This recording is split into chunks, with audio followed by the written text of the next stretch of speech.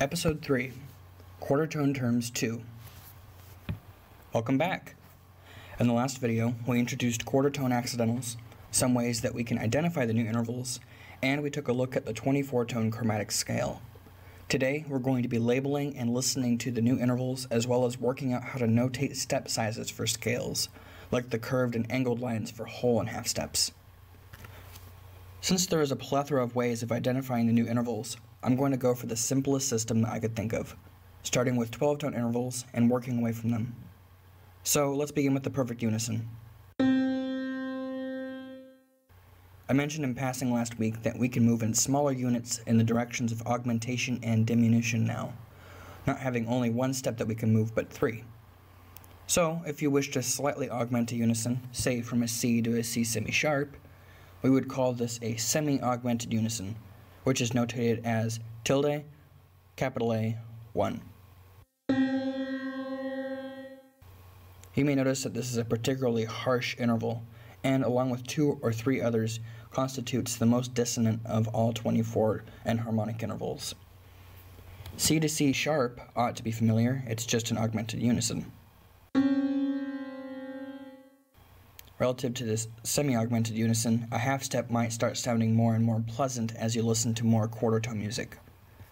Finally, we may push slightly past this to a C to C sesquisharp, called a super augmented unison, notated as a plus capital A 1. This interval, a 3/4 step, has a unique ringing quality to it. Next, let's play with the second. As we have established in episode 1, the major second is the default interval, so to say, and we can work away from there. So, let's begin by lowering it. A quarter step smaller than a major second is called a neutral second, notated as a N2. If you have good ears, you might notice that this sounds the same as a super augmented unison. That is because the super augmented unison and neutral second are enharmonic.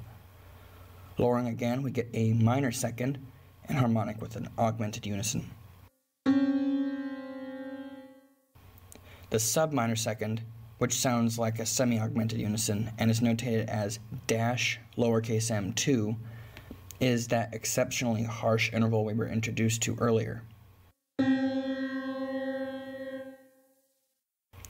There is an alternative name for the subminor second, which is that of a semi-diminished second, because this interval is moving 1/4 step towards a diminished second. Although in second-class intervals, I generally avoid using the terms semi-augmented or semi-diminished unless it is absolutely necessary, because I would like to condense the pool of terms that are used as much as possible. So you might want to keep a mental note that subminor second and semi-diminished second are alternative names for the exact same interval. Except for in the rare circumstances, when dealing with second-class intervals, I will opt instead to use subminor and supermajor. I also feel like these terms embody the sense of the term better, like more minor or more major. When dealing with things as esoteric as microtonal intervals, being as visceral as possible is almost a necessity. Moving on, we can expand the major second to a super major second, which, as I mentioned above, is an alternative name for a semi-augmented second. The super major second rides the line between being a scalar tone, like a minor second or major second, and a chord quality, like a minor third or major third. An augmented second is enharmonic with the minor third, and a super augmented second will be enharmonic with another interval we'll see later.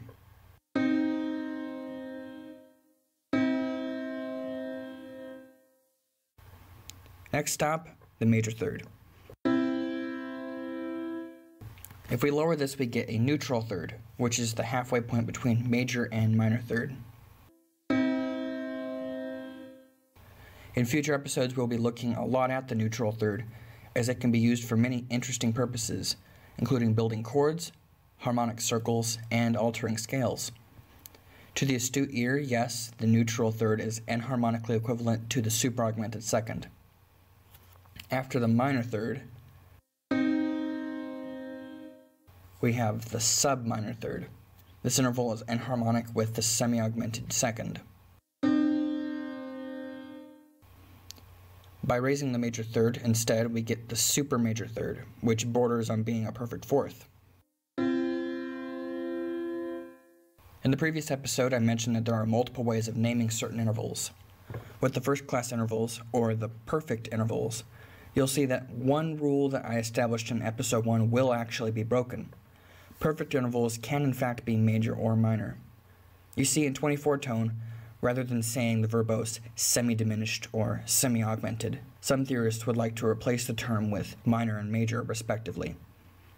Bear in mind that major and minor perfect intervals are microtonal intervals, not tonal like in 12-tone music. So the perfect fourth can be semi-flatted to a semi-diminished fourth, or sometimes a minor fourth.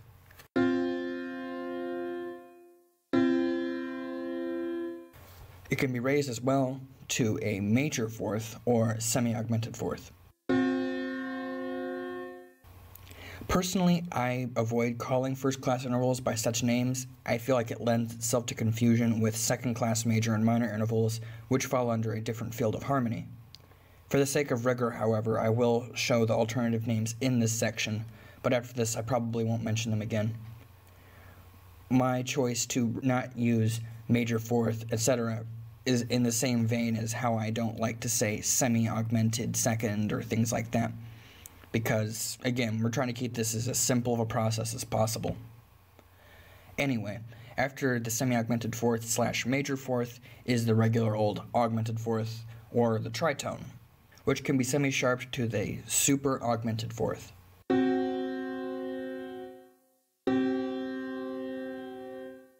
This is another harsh sounding interval, and most of the semi-altered first class intervals are pretty harsh. The perfect fifth can be lowered to a semi-diminished fifth or minor fifth.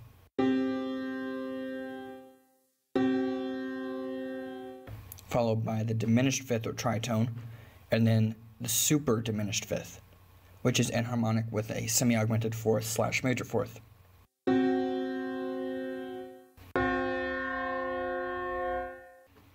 The perfect fifth is also raised to the semi-augmented fifth or major fifth, the augmented fifth, and the super augmented fifth.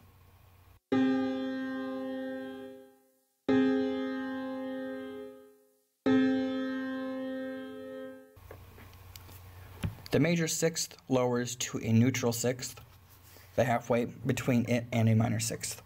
Then the regular minor sixth, and the subminor sixth, which is enharmonic with the semi-augmented fifth major fifth.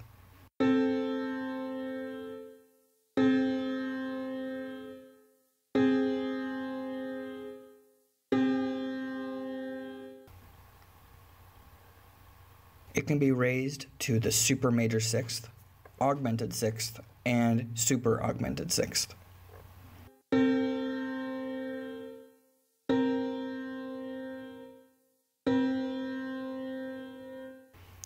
The major seventh semi-flats to a neutral seventh, which is followed by a minor seventh and subminor seventh.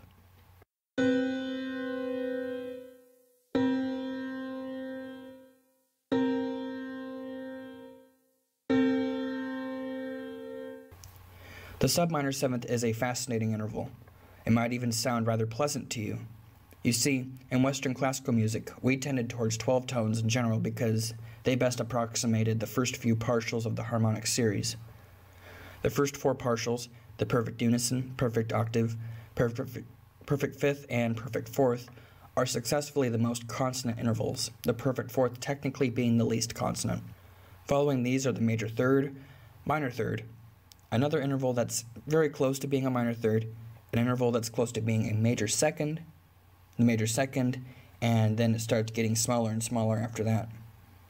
12-tone equal temperament does not perfectly recreate the harmonic series, however, where some intervals are rather detuned from where they ought to be to create a perfect resonance. Take a listen to this.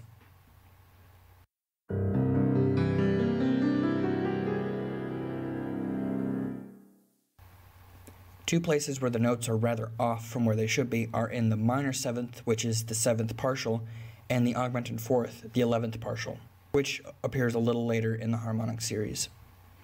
The note that we represent as an augmented fourth is actually closer to being a semi-augmented fourth. The minor 7th placeholder we use is rather far from the real tone that is made, and if we substitute it for a subminor seventh instead, we get a more consonant interval.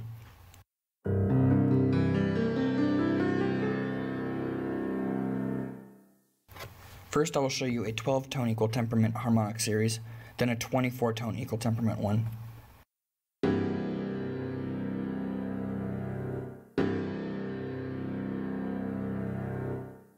Sadly, 24-tone isn't perfect in this regard, but it is certainly much closer than the older model.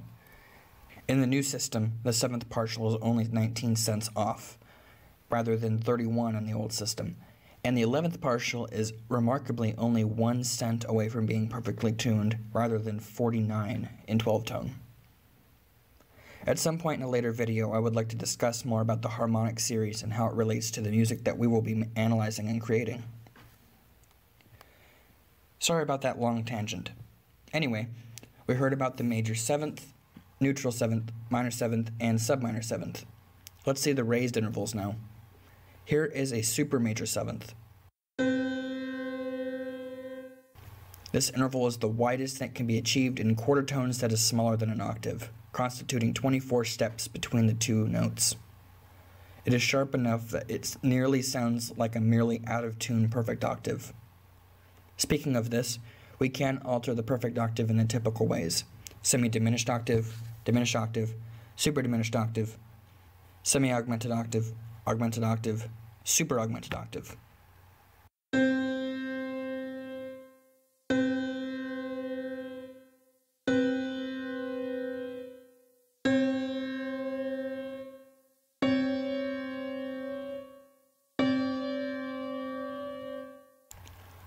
Finally, we're finished with naming the new intervals. There are many, many intervals in 24-tone, and I imagine this will probably be the one subject I've covered so far that will take the longest for you to master. In the second part of this video, I will cover the last warm-up part of 24-tone that we're going to cover before we start getting into more in-depth theory and analysis. How do we notate step sizes for quarter tone scales? Traditionally, the curved line is used to denote a whole step, and the angled line denotes the half step. Through a great deal of trial and error, I have settled on this system for notating the new step sizes, which graphically should look similar to 12-tone counterparts. The smallest step that a scale might have is a quarter step, which will be notated as a crooked line with a stroke going through it. Following this is the normal half step. For 3/4 steps, I will use 2 sets of angled lines, which will resemble a letter W. The whole step is notated normally with the curve. The 5/4 step, which is slightly larger than a whole step, and it does pop up often in microtonal scales, will use a curved line with a vertical stroke on it. For the occasional time when a 3/2 step, or a step and a half, is used, I will meld the angled and curved lines. This is a popular interval in some 12-tone music, such as in Arabic and Jewish scales. Before we get into any real scale and harmonic theory moving forward, how about we first analyze a couple of artificial scales I made up and apply these new step size notations. The first scale is C, D semi-sharp, E semi-flat, F, G sesqui-flat, A flat, B natural, C.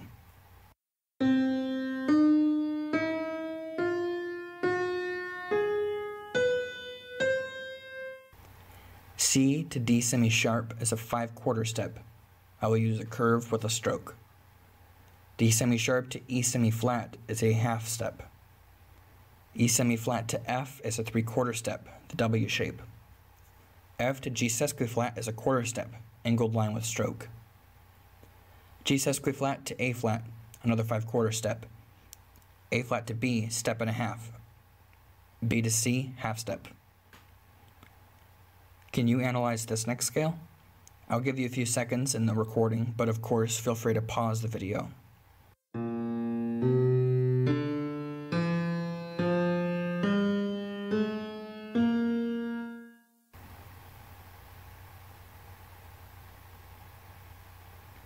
Is this what you got? If you did, congratulations, you're ready to move on to the next portion. I think I'm going to be making worksheets as a semi-regular thing on this series. Given the density of the content involved, it'll probably be good for some extra work. As with episode 2, the worksheet and answers will be in the description as a Google Drive link. Rather than discussing too much direct theory, next time we will be discussing how we can actually perform microtonal music on standard instruments that you may already own, such as a violin, guitar, saxophone, keyboard, or even through a digital audio workstation like Finale, Sibelius, MuseScore, Max MSP, or Logic. Until next time.